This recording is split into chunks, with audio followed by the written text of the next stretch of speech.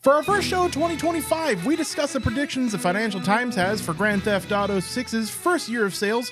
Here's a hint, it's in the $7 billion range.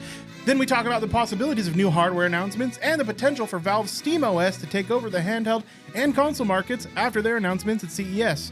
Then Nick and Josh share their thoughts after a couple weeks of playing Marvel Rivals. Hi, I'm Nick. It's 2025, and if I was a car, I'd be a bus. Hi, I'm Josh, and I'm coming at this year like a Cybertruck on fire. And I'm Andy. This is Video Game Tango.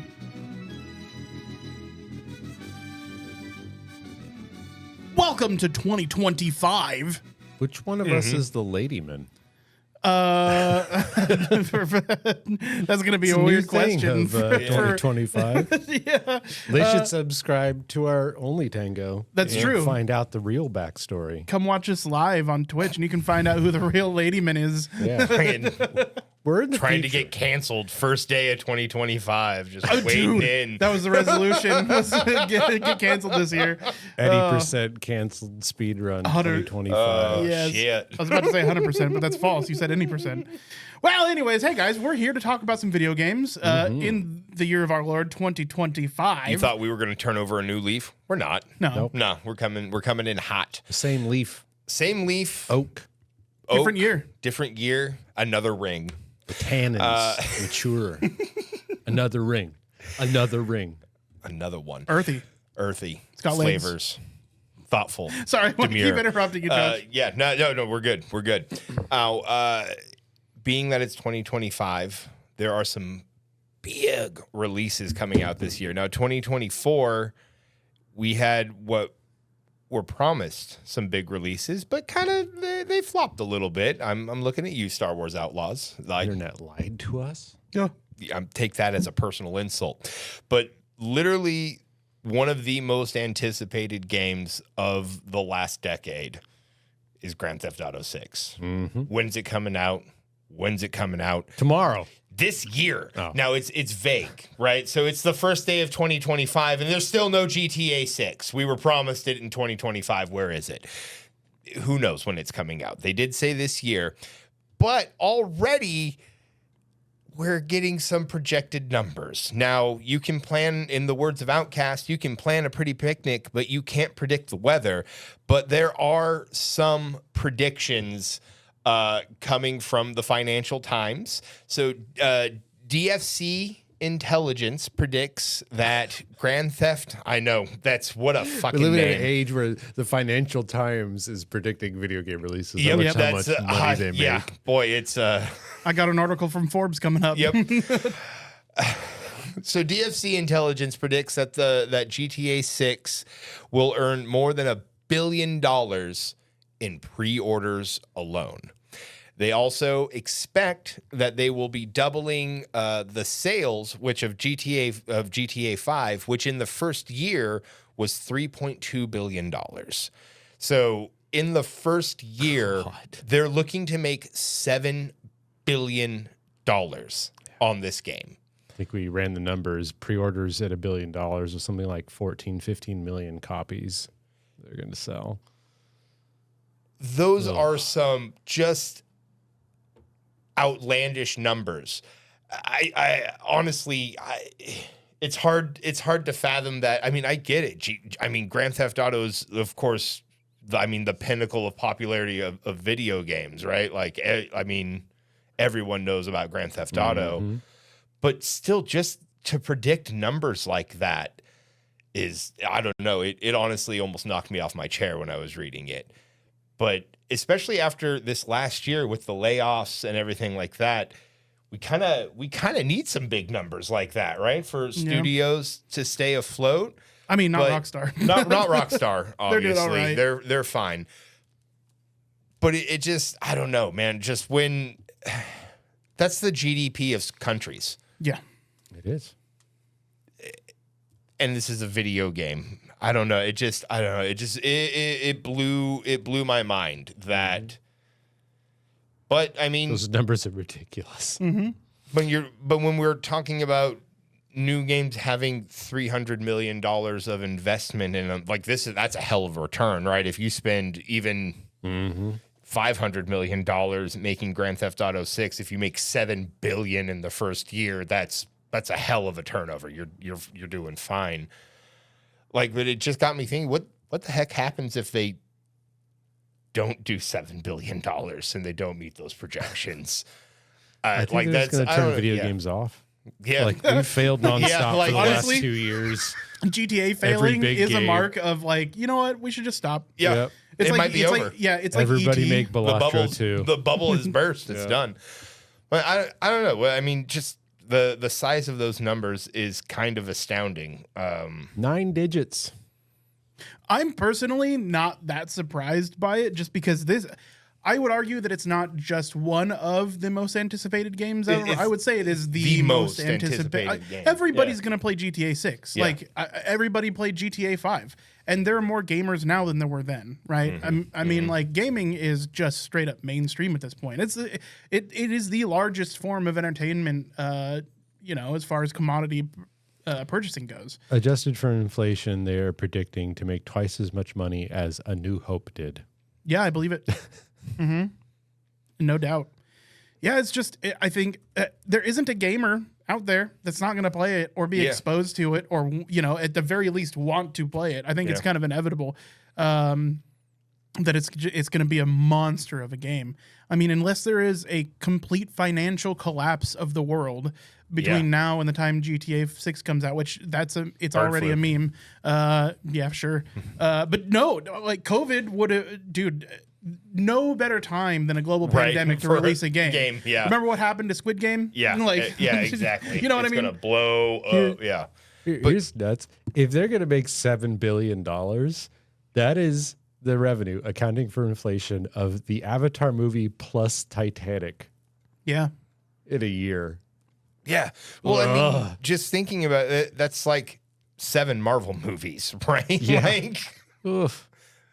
So it's crazy. It really is. Video games are mainstream. Like with numbers like that, it is in the mainstream. But yeah, no, I just thought those numbers were crazy, and honestly, it's crazy to think that this year we're gonna get the game. Yeah, probably. Yeah, I wouldn't hold my breath. I mean, Grand Theft Auto 5. How many times did that get pushed back? The larger the number of Grand Theft Autos goes, the longer it gets pushed back in its development cycle. Like GTA 4 had a couple. GTA 5 was like 2 years late, right? So I don't know. Like GTA 5, oh God, the timing of GTA 5 was so weird too, because they had to put it out on last gen consoles before they could bring it out to the current gen consoles, because they had to port the game that they were already making to the new consoles after release, right? Honestly, I feel like once again they're releasing, and I honestly feel like this is deliberate. They're releasing the GTA title in the middle to the end of the console generation, so that you buy it when it comes out, and then you buy it on the next one. Well, here's the thing, dude. People are still buying GTA 5 on the PS5. Dude, I almost fucking bought it. That shit came out on the PS3. They're buying it for Series X, and it came out on the Xbox 360. Yeah, it took like 2 years to get it on PC, and it's still one of the highest grossing games. Every time it's on sale, I'm like, I haven't played it on PC. Yeah, I bought that game 4 goddamn times. GTA 5 is still outselling and out earning through DLC brand new AAA games. Like it's a absolute juggernaut. Yeah. So GTA 6, I expect more of the same, but more. More of the same, but more. Yes. Yeah. Honestly, that's all Rockstar has given us is more of the same, but more. Yeah. Yeah. So I guess as surprised as I am by those numbers, I'm not surprised, but it really just goes to show it is mainstream when we're talking about one title being a multi-billion-dollar release. They could reasonably make as much money as all of the original Star Wars movies plus all the original Star Wars prequel movies in the first few years. Yeah. I know, dude. It's a lot of money. Insane. Whoa. Yeah, the fan base that they've built, man. And not only that, but like every Grand Theft Auto that comes out is controversial every time. Oh, sure, and sure. so it gets more free publicity than like any other thing. But like, dude, that's the thing. It offers so much versatility, though, in the online, especially in the online aspect these days. If you want to like role play as a cop or a shopkeeper or a auto mechanic, they have a Grand Theft Auto for you. It's an unlimited fan base. It's moldable to how you want to play it in some cases, especially the online portion. GTA RP has made careers out of people that nobody knew beforehand. Like some of the most popular people on Twitch right now are GTA RPers. Just people that are playing on GTA servers get popular because they're really good at RP or they're really funny. And they're making GTA, you can include the fact that GTA, outside of making its money for itself, has made millions of dollars for like Twitch streamers and YouTubers. It's just, it makes so much money, it breeds more money. Yeah, it makes so much money, it can't contain itself. So yeah, I think GTA 6, unless they fail on like all levels, is just going to be bigger.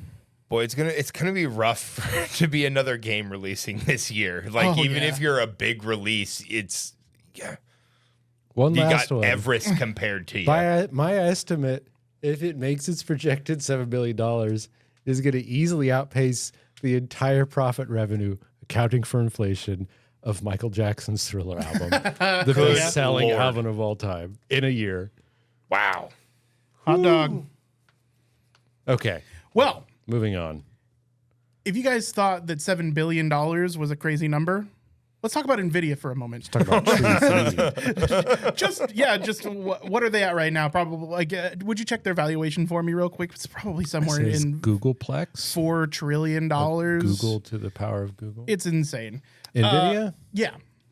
Nvidia money amount. 30 million. What? Net income from this last year. Yeah, not net income, their valuation. Oh, I just typed in money amount. Yeah, no doubt. Let's look at their market cap. That's their share price. Anyways, what's your story? $3.3 trillion.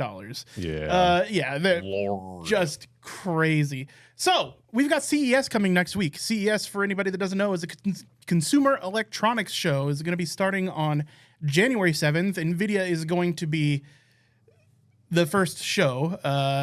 Jensen Huang, the CEO, is going to be introducing CES.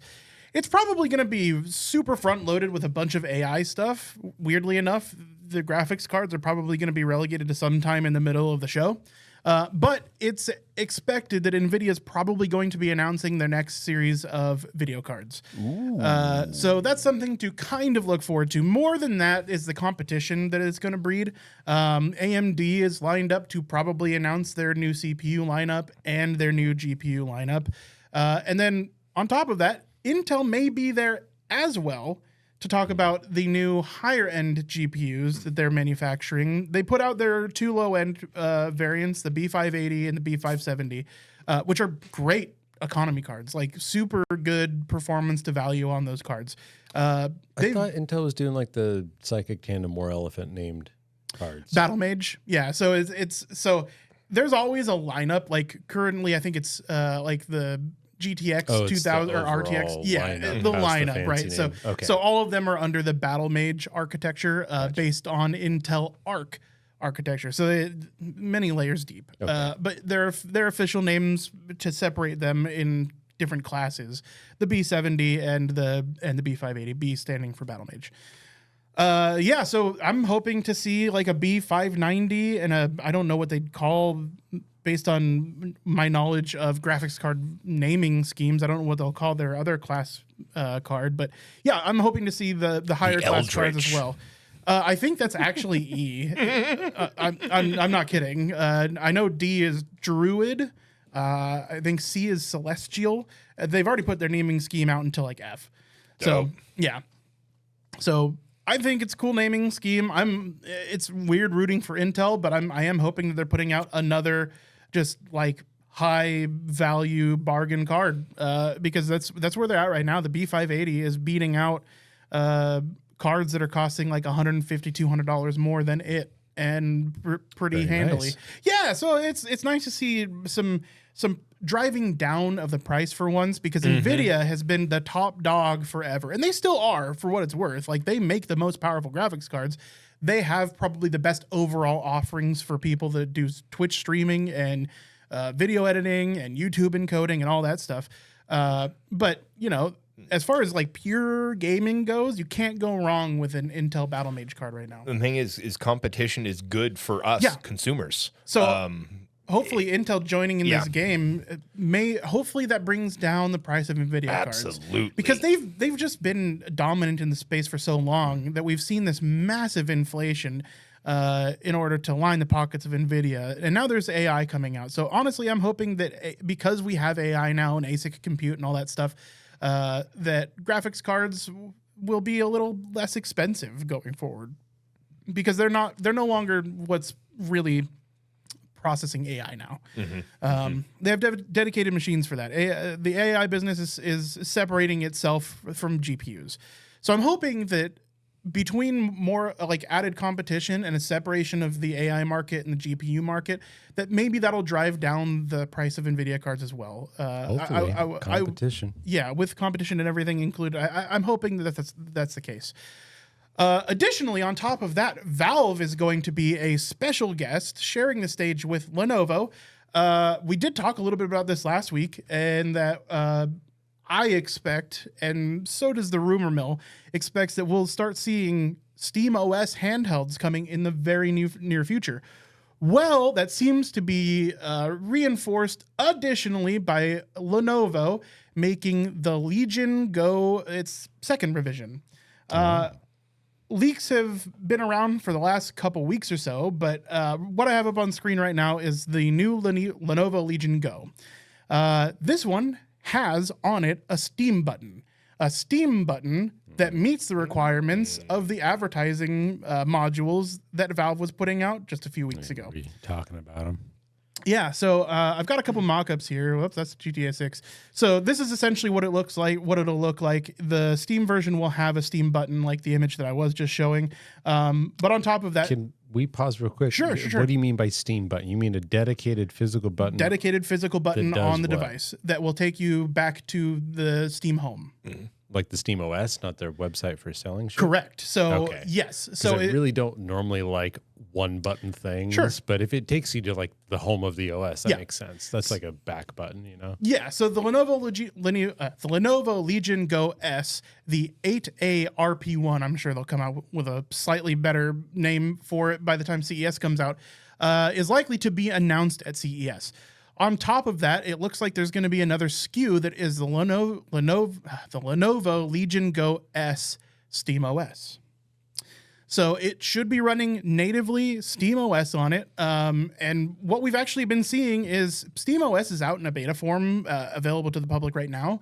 People have been putting that on their handheld devices, and we're seeing better performance from SteamOS than we are the native Windows experience right now on handhelds.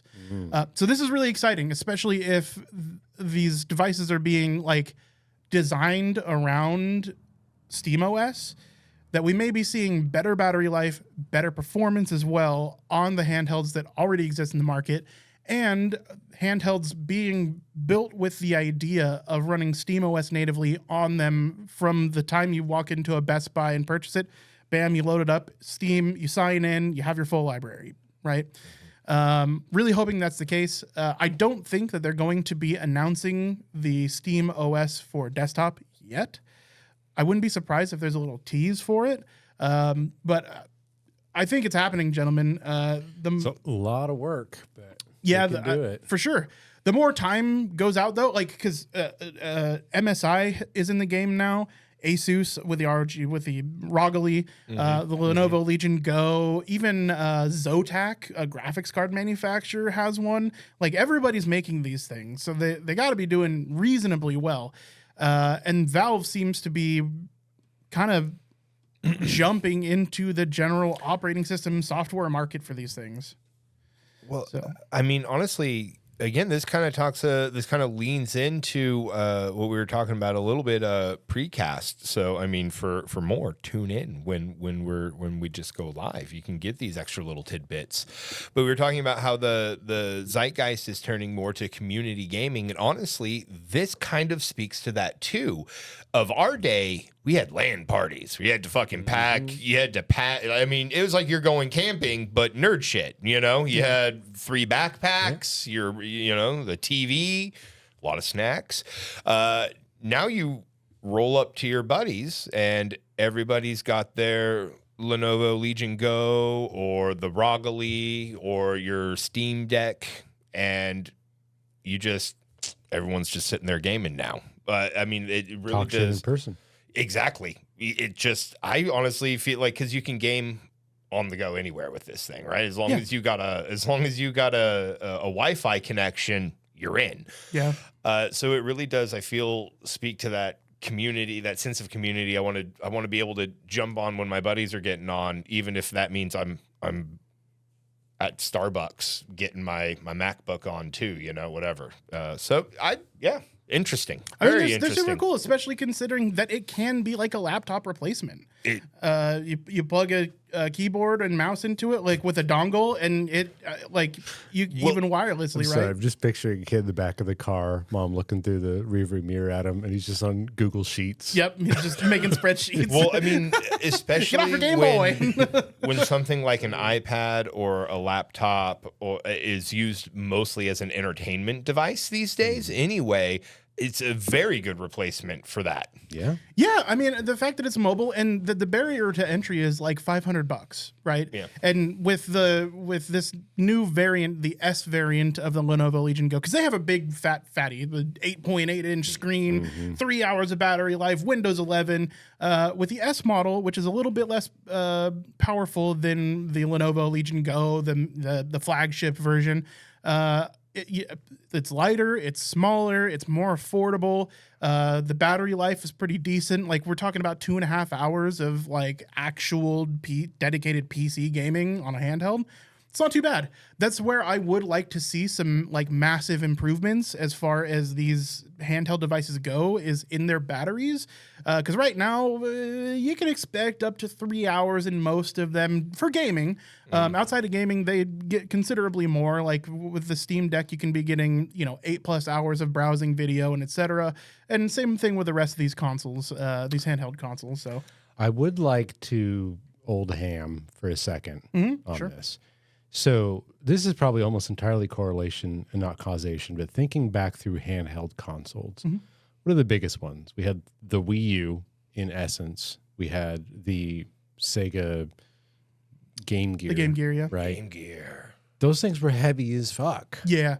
And I'm looking at this. I didn't realize how big some of these are. And they're showing the actors like holding them up in front of their face. Yeah. It's as wide as a laptop. Yeah.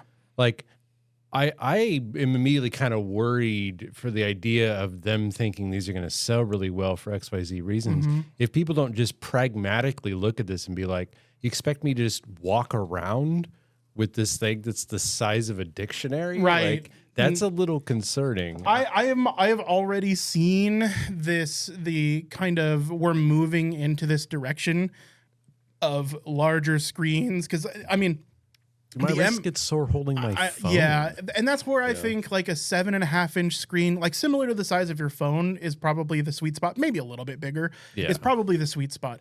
I also think that adding like detachable controls and stuff is neat and novel, but I don't know that it's necessarily like it's necessary, right? It's still portable. You can still take it. And I could see like once you get to your destination and you're safe, you can sit there on the couch and play it. But like, this isn't a Game Boy. You can like walk around with it in one hand, or stop what you're doing and put it down. It's even kind of bizarre how big the damn thing is. Yeah, well, the Lenovo Legion Go is the biggest of the examples that you can give. At least the big full fat one.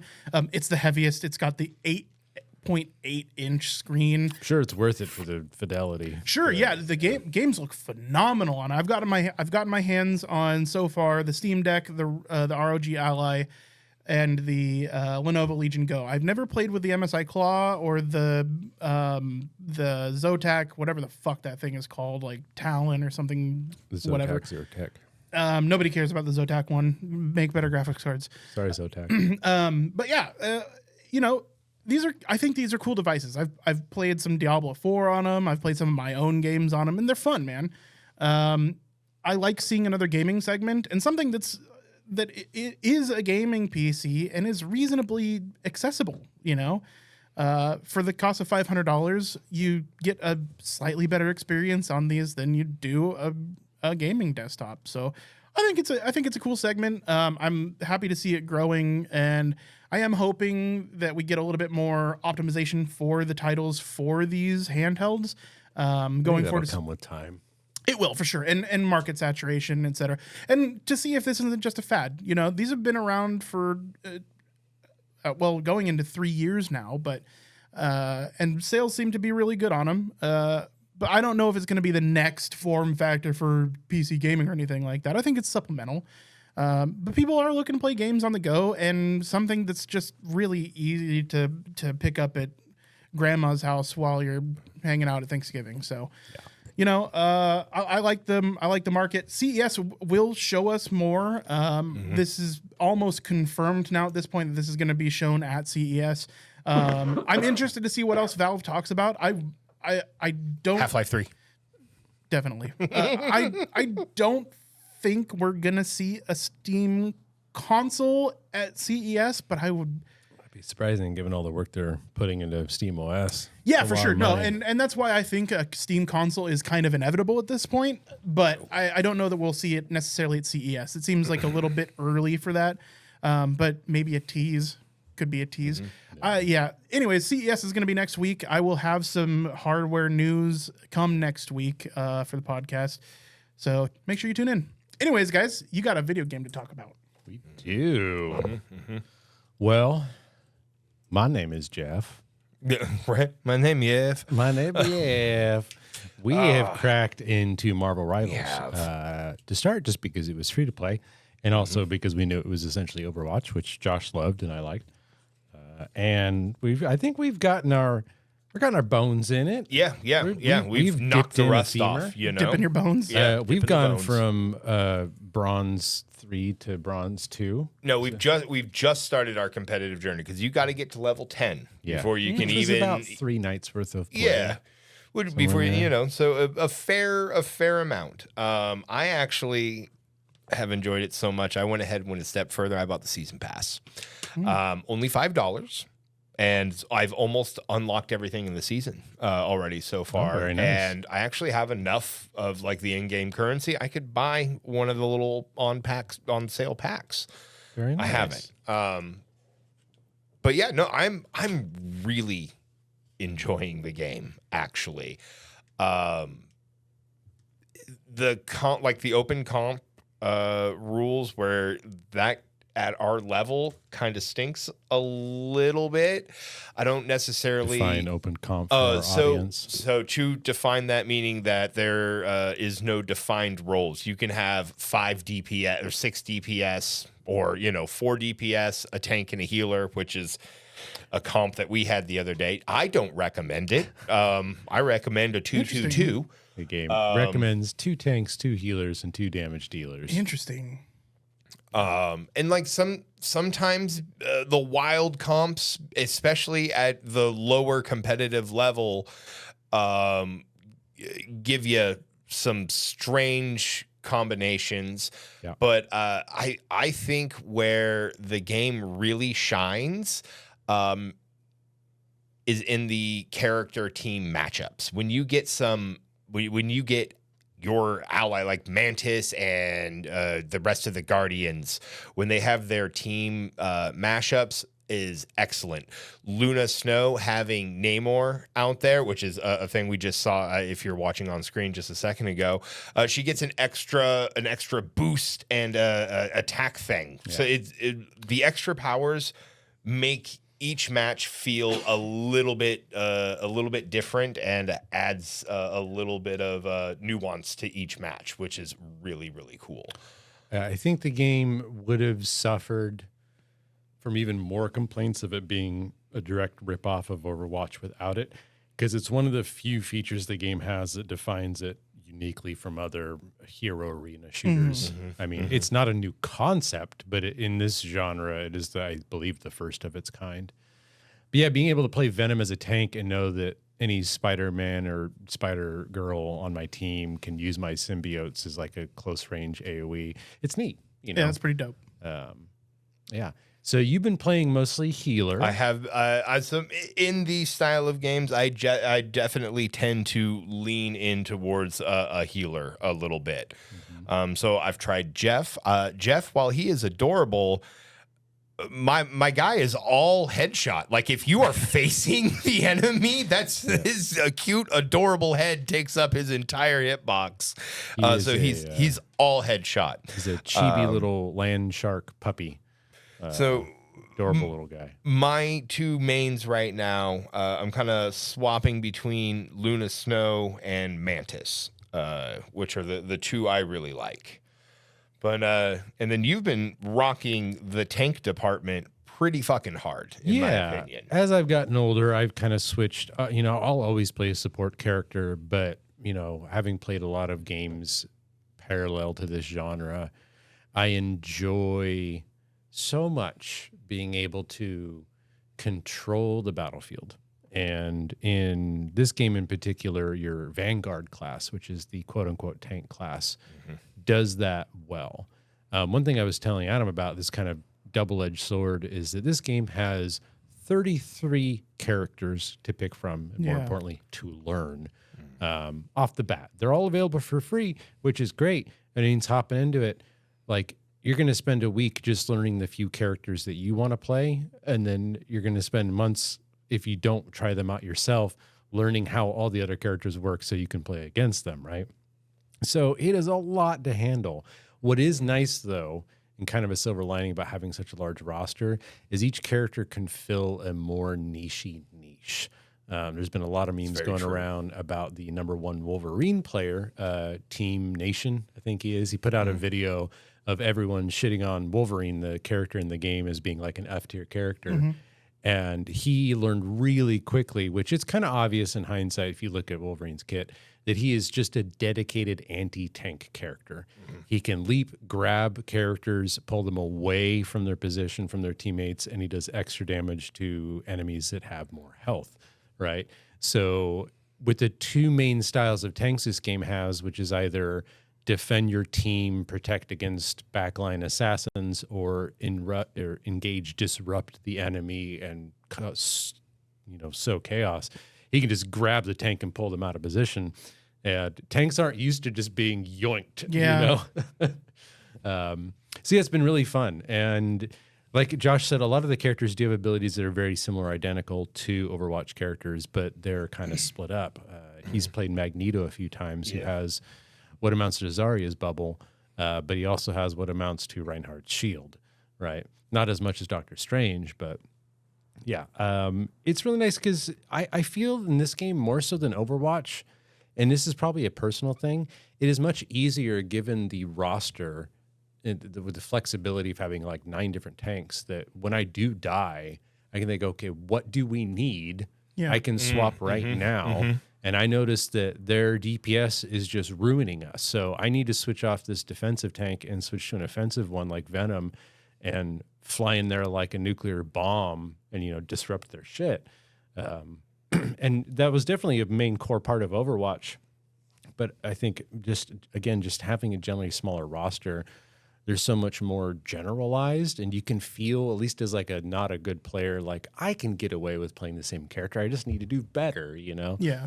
But yeah, it's a lot. Every character's got 4, 5, 6 abilities, and a lot of them have complex mechanics, resource management, time management. But yeah, we're kind of getting it down. I've got about 5 or so of the tanks that I feel comfortable playing. I don't have to think about what buttons I'm pressing, Another 4 to go. I will also say that a lot of the characters, their primary fire feels different, especially when you're doing DPS.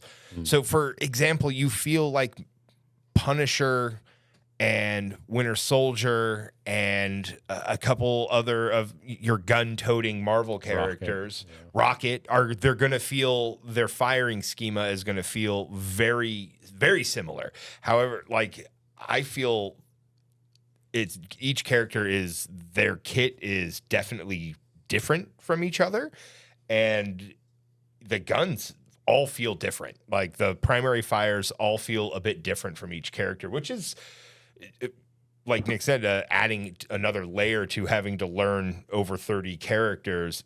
But it is fun, and I do like that everything feels a little bit different, and the Overwatch of it all definitely feels more like a healthy homage rather than an in-your-face copy, because it has that nostalgia feel. And if you're of an age where nostalgia matters, you'll know exactly what I mean. So yeah, I like it. I'm looking forward to the next season, and honestly, the nerfs and buffs that are going to be coming around with the second season. That's going to be, for me, the big tell how hard of a swing they take on some of these characters, because just go to Reddit. There's opinions. That's all I've been seeing so far is opinions. And like you guys brought up Venom a few minutes ago, and everybody says Venom is absolute trash. But then there's this really loud pushback that is like, no, Venom's fucking awesome. And I'm really glad to hear that every character has a unique identity and flavor, despite, essentially the same kit. I wonder. So what made me wonder this is the Venom discussion. I'm wondering if people are defending characters because they love those characters. And I'm also wondering if some of that is going to be, I'm wondering how that's going to impact meta players versus people that just want to play their favorite Marvel character. So there's a lot of things that come up in mind, because I've been following a lot of like the players on YouTube and the memes. I haven't been following the discussions.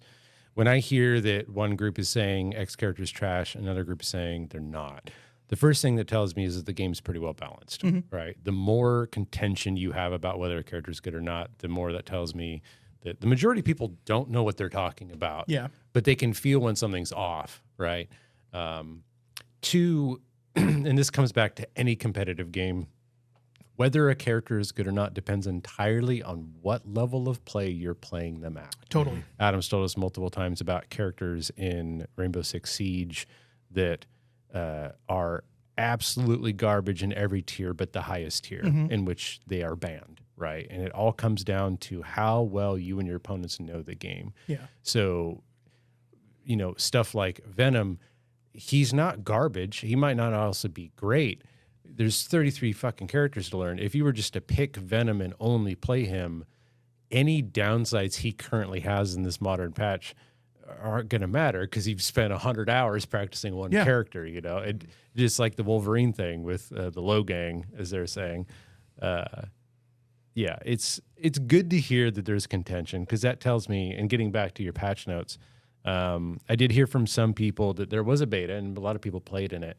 And from what I gathered in a cursory search, most people's complaints about changes from the beta that they should have done or they did do or they shouldn't do aren't that bad. That tells me that the only thing we really have to go off of is that from the beta to release, the changes they made balance-wise seem reasonable. So it gives me hope that the first round of balance patches will also be reasonable.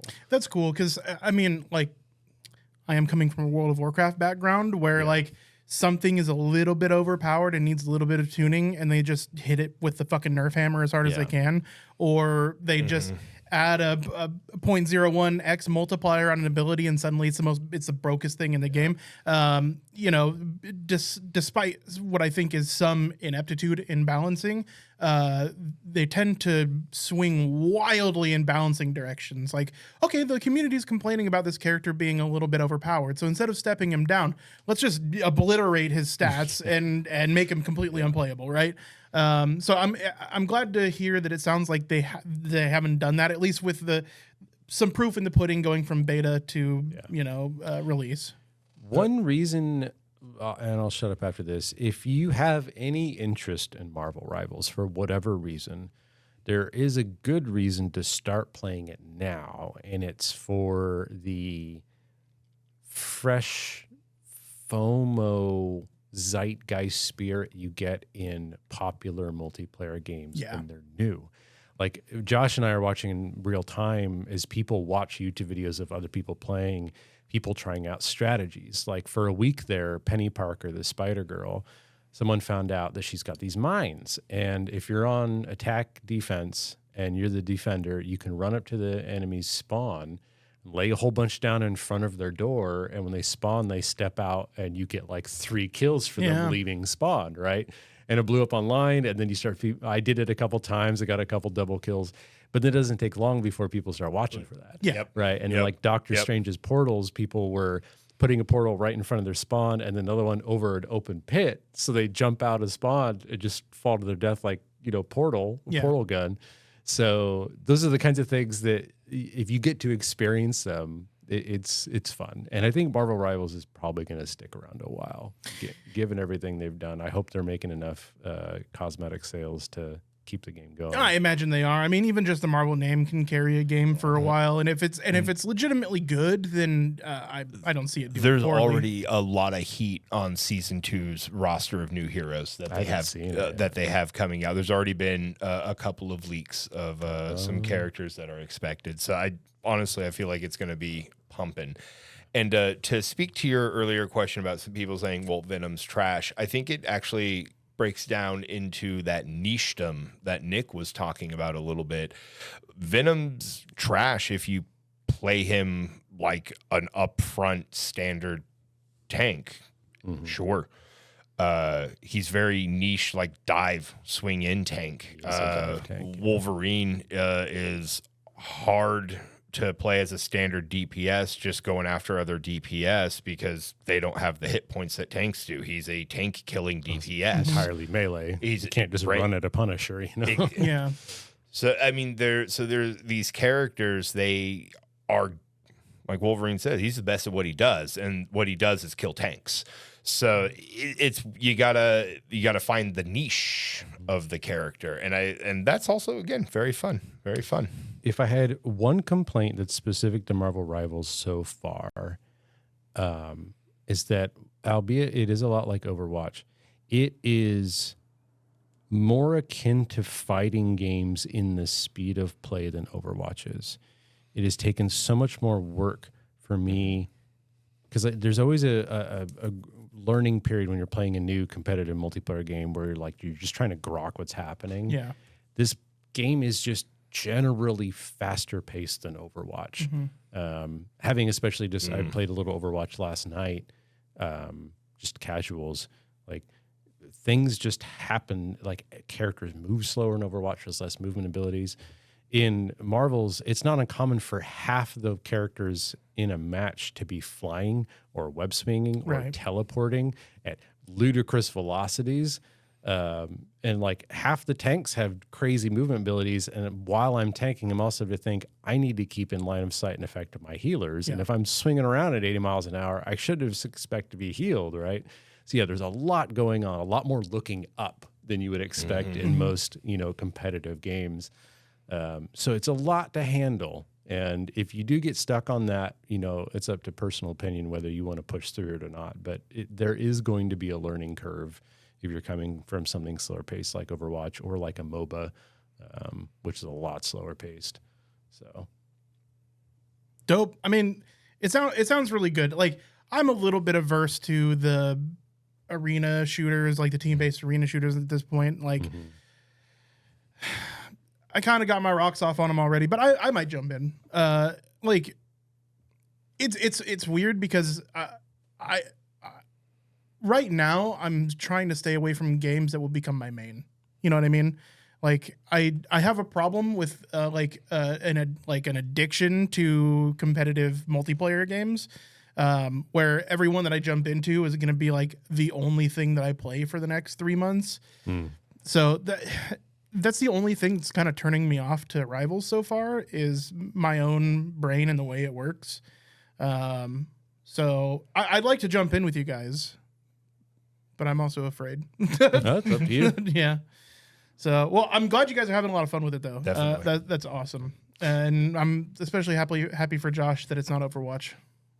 Yeah. It still gets him as riled up. He says he's having a blast. What he means is that he's After plays 4 in games, silence. he's gonna quit. He laughs wholeheartedly for 30 seconds, and then one person calls him trash, and he shits himself inside out over team speak. Yeah, That's awesome. yeah, Yeah, well, I wouldn't expect anything else. yeah.